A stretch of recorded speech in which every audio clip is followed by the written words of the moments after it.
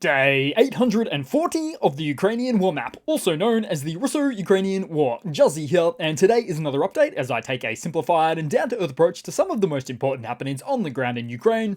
So, starting off, we'll take a look at those Russian losses, as currently Russia sits on more than 522,000 military personnel losses, representing an additional 980 in the past day. Then as for hardware losses, 17 tanks, 21 APVs, 34 artillery, and 2 air defense systems. And noting that figure, Crimea is a good place to start on the map today, because after yesterday's strikes in the peninsula, Russia has reportedly installed its latest S-500 air defense system in the region, but there is a great deal of nuance here. Now, firstly to mention, Ukraine's military intelligence chief, Bordanov, revealed this development, emphasizing the experimental nature of the deployment. And as for a recap on the S-500, it's being touted as Russia's most advanced air defense system and is designed to intercept a wide range of threats, including ballistic, cruise, and hypersonic missiles. Yet this deployment in Crimea marks its first true operational use, raising questions about its effectiveness in this complex and newly layered battlefield dynamic of modern warfare. Technically, there was one such previous deployment somewhere within Russia a couple of years ago, possibly near Moscow, but it was known to be running on a reduced configuration, being the first of its kind. And reportedly, there's only one unit in total, with an incredibly high cost of $2.5 billion per entire battery. So back in 2021, the manufacturer of the S-500 received a contract to produce 10 such systems, but the project largely stalled, meeting various challenges including international sanctions, supply chain issues, financing issues due to the unit cost, and likely more financing issues due to the inherent corruption found in Russian military contract misappropriation of funding. And then here we are now with Chief Intelligence Officer Bordanov also highlighting a critical insight, stating, quote, "They're about to learn why the rest of the world uses layered air defenses," as he refers to Russia not implementing air defense methodologies designed to combat against complex and varied aerial threats. For instance, there's no one-size-fits-all approach, because something meant to stop an ICBM is going to be useless against small drones. So this remark underscores the potential limitations of deploying such supposedly high-tech systems at the front of such a diverse threat environment where agility and adaptability often trump sheer technological superiority, if it even exists. But ultimately, the system deployment in Crimea suggests a trial under real combat conditions for the first time, rather than a confident assertion of dominance. Therefore, if or when this system is targeted and destroyed, it will be a huge blow to morale for the Russian military at large. And that cannot be understated. Plus, as for the system's functionality, it's not just a case of the S-500 using missiles from other systems, like even that of the S-400 systems, because the newer platform exclusively uses its own separate missile types. And given the likelihood that this system is realistically still in the prototype stage, similar to that of the Russian Su-57 jets and that of the T-14 Armata tanks that we never truly saw, then it's reasonable to postulate that there is not a high serial production rate in existence for required missile stocks. So it's a seriously questionable deployment for something that can still only fire the same amount of missiles per launcher to that of the S-400s. At 4 missiles per launcher. But Russia has to try something in order to keep their air defenses operational in the region, and they will keep doubling down until they run out of any and all of these platforms. But crucially for Russia, and unfortunately, they are stuck in their own echo chamber of BS and do very much believe the S-500 to be infallible, which will probably end up leading to a very rude awakening for them. Then headed around the map as we saw an air-launched Russian Fab 250 with its UMPK guidance kit that malfunctioned and fell to the ground. Thankfully, it didn't detonate, and more so given the fact that it fell right outside a hospital in the occupied Donetsk region. And given how common an occurrence like this is, Russia has no shame in their flight paths. Then moving a little bit up the map as we saw how Russian Z bloggers from the Sheraton region voiced their concerns about the deadlock that they said they experienced in the area, stating that there was no follow-up support to continue the offensive operations in order to keep the previous momentum up. They also stated that they are not fond of the costly attritional trench warfare tactics that they're a part of. Their messages did offer solutions to their concerns, but will likely end up going unheard.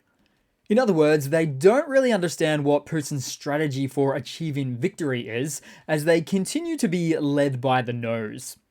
Then taking a look around the map, because somewhere in the east, a Russian Zoopark 1M counter-battery radar system was destroyed by units from the security service of Ukraine. And these are rare and somewhat pricey systems, which typically cost around 10 to 12 million US dollars per unit. Then also in the east, and around the same time as my upload from yesterday, we saw some more drone-on-drone action, as border guards from the Odessa detachment used an FPV drone to destroy a Russian Zala reconnaissance drone. Events like these are starting to turn into quite the common occurrence now. Then headed across to some news for today. So, Ukrainian forces from the Korn group have fielded a new fixed-wing drone for night missions, equipped with a downward-facing infrared spotlight camera that is specifically designed for munition drops on invading forces during the night. And seen here conducting a successful nighttime operation against a Russian ammunition cache. Then moving to a Russian hardware update, as Russia's military desperation seems to be mounting as they explore unconventional tactics in their ongoing war with Ukraine, as recent footage circulating online purportedly depicts Russian soldiers remotely operating a T-72 tank converted to be controlled via portable remote controls and headset, something akin to drone piloting systems. While the full capabilities of these modified drone tanks remain shrouded in uncertainty, the mere pursuit of such experimental measures hints at a troubling narrative. As we know, Russia's relentless aggression against Ukraine has already seen the deployment of improvised fighting vehicles and makeshift monstrosities, underscoring the strain on their conventional resources. The remote-controlled tanks, though, not yet utilized in active combat, raise intriguing questions about their intended purpose. Some speculate they could serve as expendable battering rams filled with TNT in an attempt to breach defensive positions of the Ukrainian forces, which is in fact something that is not likely to succeed given that we've seen Russians fill tanks with ordnance previously, then brick the accelerator and send the tank in the direction of those Ukrainian positions, only to be taken out by RPGs, leading to an impressive sonic boom. But then also, others interpret this development as a testament to the mounting desperation within the Kremlin's ranks. In any case, it would be one expensive and wasteful mine clearer at best, with truly no situational awareness, for a platform that is inherently designed to be manned and operated by 3 members, a commander, a gunner, and a driver. Smells like propaganda to me. Then, in some more Russian economy news, as it feels like not a day goes by where the Russian economic profile is something you would certainly not wish for your country to be subjected to. As most recently, Russia's financial landscape has taken another hit. As the Moscow Exchange suspends trading in dollars and euros, a move forced by the latest round of US sanctions targeting Russian financial institutions. This drastic measure, which took effect just today, has sent shockwaves through the nation's economy, leaving companies, banks, and investors scrambling to adapt. The suspension means that these entities can no longer rely on the centralized exchange for trading in the world's 2 major currencies.